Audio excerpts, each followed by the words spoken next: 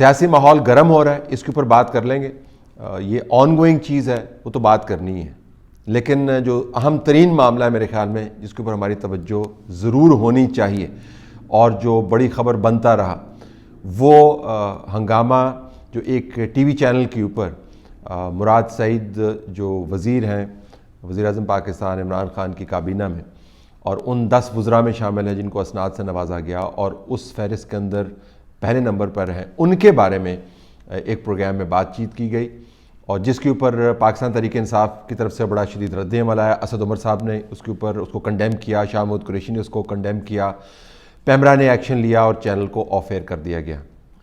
ایک تو یہ واقعہ جس کے اوپر ہمیں فوکس کرنا چاہیے۔ پھر وزیر اعظم عمران خان کی بیگم بشرا کے بارے میں یہ کہا گیا کہ وہ بنی گالہ سے چلی گئی ہیں اور سوشل میڈیا کے اوپر بڑی اس کے اوپر بات پھیلی، پھر اس کے اوپر باقاعدہ نمائندے کی طرف سے جواب آیا اور کہا کہ یہ ایک پروپیگنڈا ہے اور اس کے اوپر آپ یقین نہ کریں اور حقائق یہ ہیں، یہ آپ کے سامنے ان کی وضاحت جو ہے موجود ہے، اس کے اوپر بھی بات کرنے کی ضرورت ہے۔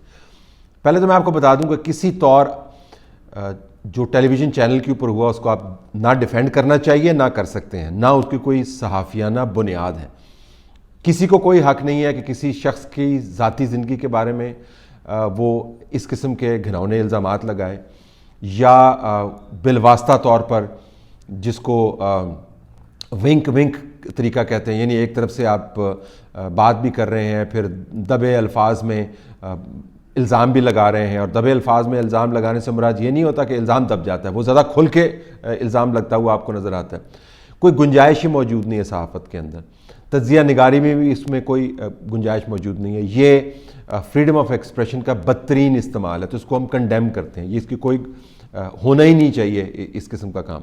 میں ذاتی طور پر چینلز کو آف ایئر کرنے کے حق میں بالکل نہیں ہوں، کیونکہ وہ جواب نہیں ہے اس مسئلے کا جس مسئلے کو ہم اس پروگرام میں ایڈریس کرنا چاہتے ہیں۔ لیکن یہ میں آپ کو بتا دوں کہ مراد سعید کے بارے میں جو بھی باتیں کی گئیں ان کی صحافت کے اندر کوئی گنجائش موجود نہیں ہے، اخلاقیات کے اندر بھی کوئی گنجائش موجود نہیں ہے، اور اس کو میں ذاتی طور پر اور صحافیانہ ضابطوں کے تحت مکمل طور پر کنڈیم کرتا ہوں۔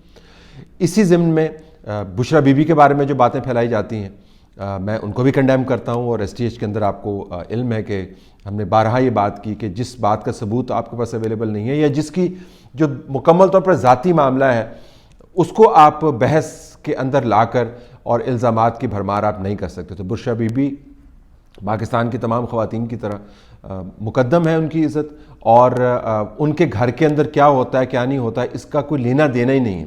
لیکن یہ جو باتیں پھیلی ہیں یہ سوشل میڈیا کے اوپر پھیلی ہیں اور مین اسٹریم چینلز کے اوپر بھی ایک دو جگہ پر اس کے حوالے آئے، تو اس کی بھی کوئی گنجائش نہیں، اس کو بھی کنڈیم کرنا چاہیے۔ چادر اور چار دیواری کا تحفظ بھی ہے، لیکن اس سے کہیں بڑھ کر شخصی عزت اور تقدس کا تحفظ ہے جو ہر پاکستانی کے لیے یکساں ہے۔ تو یہ تو اس حد تک میں بالکل اتفاق کرتا ہوں، جو پی ٹی آئی کی طرف سے رد عمل آیا بالکل ٹھیک ہے اور اس کو کنڈیم بھی کرنا چاہیے۔ اب ذرا اگلے لیول کے اوپر جا کر بات کرتے ہیں کہ یہ سارا کچھ ہو کیوں رہا ہے۔ آپ گواہ ہیں کہ میں مسلسل یہ کہتا چلا آ رہا ہوں کہ جو گند اچھالنے کی اور غلاظت بکنے کی جو روایت قائم کی گئی ہے وہ کہیں نہ کہیں آ کر آپ کے گھر کے اوپر آ کے گرے گی۔ لوگوں نے کہا جی آپ اس وجہ سے بات کر رہے ہیں کیونکہ آپ خود زد میں آتے ہیں، اور آپ کو یاد ہے میرے خلاف کس قسم کی گندی کیمپینز نہیں چلوائی گئیں، خاندان کو بھی بیچ میں گھسیٹا گیا، وہ خیر ایک علیحدہ سٹوری، میں اپنی بات نہیں کر رہا ہوں۔ لیکن میں بار بار یہ کہتا رہا کہ میں تو دفاع کر لوں گا، میں تو وضاحت بھی کر دوں گا اور میں جواب بھی دے دوں گا، میرے پاس پلیٹ فارمز موجود ہیں اور مجھے جواب دینا آتا بھی ہے۔ لیکن جن لوگوں کو آپ روزانہ بیٹھ کر ان کے خلاف باقاعدہ کیمپینز چلاتے ہیں، میں ٹرولنگ کی بات نہیں کر رہا ہوں، میں پالیسی لیول کی بات کر رہا ہوں، ان کی عزتوں کا بھی کچھ خیال کریں۔ اور آپ نے جس جن کو اس بوتل میں سے نکال دیا ہے اس جن نے آ کے آپ کے گھر میں تباہی مچا دینی، لیکن انہوں نے بالکل اس کے اوپر توجہ نہیں دی۔ اور اب اسد عمر صاحب کو بہت یاد آ رہا ہے کہ اخلاقیات کیا چیز ہیں، اب شاہ محمود قریشی صاحب کو بہت یاد آتا ہے اخلاقیات کیا چیز ہے۔ میں کچھ حوالے آپ کے سامنے رکھنا چاہتا ہوں، یہ کہتے ہوئے کہ جو ٹیلی ویژن چینل کے اوپر ہوا بالکل غلط ہوا اور قابل مذمت بھی ہے اور اس کے اوپر معافی بھی مانگنی چاہیے۔ یہ کہتے ہوئے کہ بشرا بی بی کے بارے میں جو باتیں پھیلائی جاتی ہیں، عمران خان کی ذاتی زندگی کے بارے میں جو باتیں پھیلائی جاتی ہیں، اگر ان کا تعلق براہ راست سیاست سے یا پبلک آفس ہولڈر کے کنڈکٹ سے نہیں بنتا تو ان کی کوئی گنجائش نہیں، ان کو بھی کنڈیم کرنا چاہیے، اور میں کنڈیم کرتا ہوں، مسلسل کرتا رہوں گا۔ لیکن میں آپ کے سامنے چند حوالے رکھنا چاہتا ہوں کہ ہم جو مسلسل یہ کہتے رہے تھے کہ جی یہ نہ کریں، آپ دوسروں کی بہنوں، بیٹیوں، ماؤں کے بارے میں باتیں کرتے ہیں، آپ دوسروں کے گھروں کے بارے میں باتیں کرتے ہیں، دوسروں کے کردار کے بارے میں باتیں کرتے ہیں، غلیظ ترین باتیں کرتے ہیں، پھر آپ کا خیال یہ ہوتا ہے کہ آپ کے بارے میں کوئی بات نہ کرے.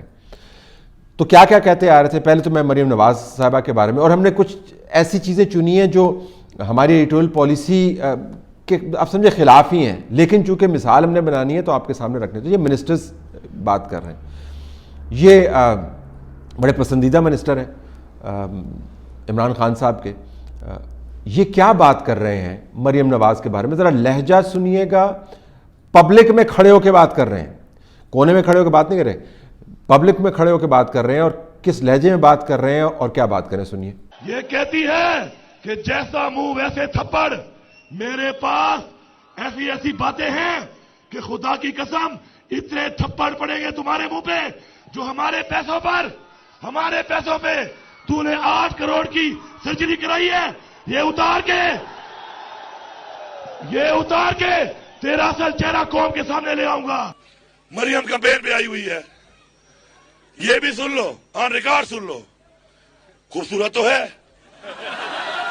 میں سچ بولوں گا، لیکن یہ بھی سن لو کہ آپ کے ٹیکس کے پیسے سے نواز شریف کی 2 حکومتوں میں کروڑوں روپے کی سرجریاں کرائی ہیں اس نے اپنے آپ کو ٹھیک کرنے کی.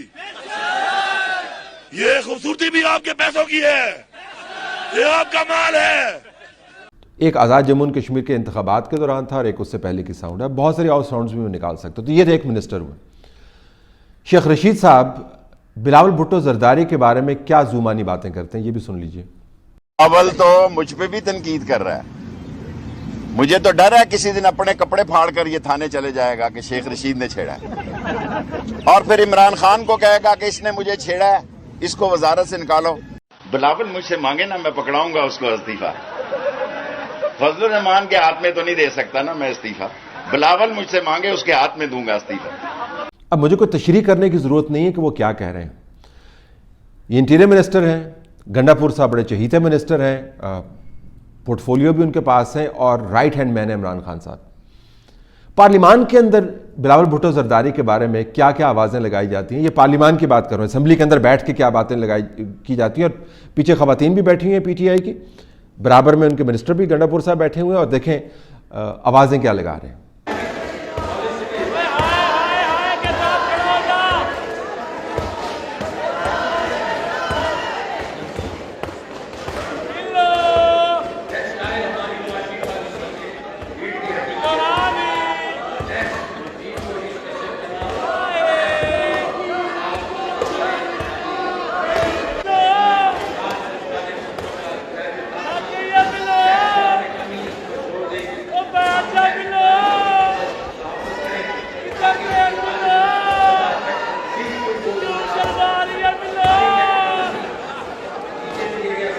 آپ پارلیمان کے اندر بیٹھ کے بلو بلو کی آوازیں لگاتے ہیں، تو آپ کیا پیغام دے رہے ہیں لوگوں کو؟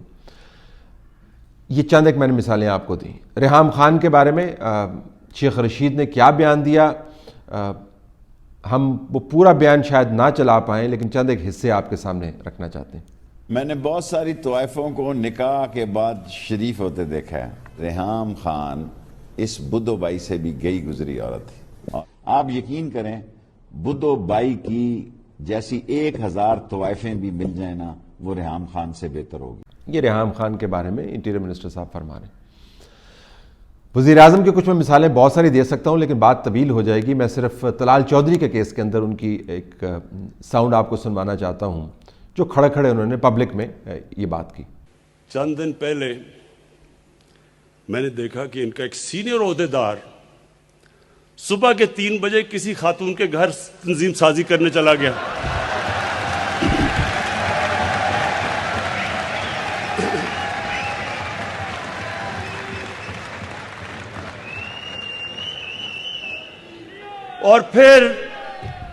اور بڑا حیران ہوا کہ اس خاتون کے بھائیوں نے مارا کیوں اس کو. یہ صرف چند مثالیں میں نے آپ کو دی ہیں. میں سینکڑوں مثالیں کوٹ کر سکتا ہوں جس کے اندر غلاظت کے انبار لگائے گئے، چادر اور چار دیواری کے تقدس کو پامال کیا گیا، لوگوں کی چادریں سروں سے کھینچی گئیں، لوگوں کے کردار کو پامال کیا گیا اور کھلے عام کیا گیا. میں ان ٹویٹس کی طرف نہیں جاؤں گا جو اس سے بھی زیادہ غلاظت کے انبار لگاتے ہیں.